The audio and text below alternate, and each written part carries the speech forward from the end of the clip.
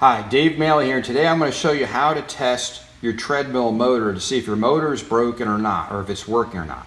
So what we're going to do today is I have the power disconnected. If I connect it, the light comes on here. It's disconnected. I'm going to take the power completely out, and what I'm going to do is this motor is DC.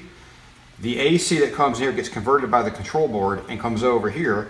And so what I'm going to do is I'm going to take the white wire and the red wire, in this case, which are my power wires coming out of there. What I'm going to do is, because this is a DC motor, I'm going to take a 12-volt battery from a drill, and this is exactly what this is. You can look at it right here, 12-volt battery.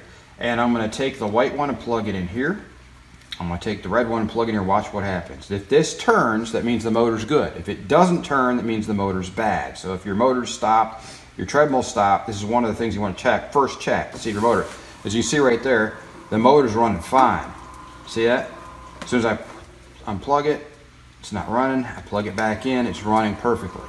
So that tells me my motor is perfectly fine on this. Now there's another way to test it if you want. You can take a paper clip like this.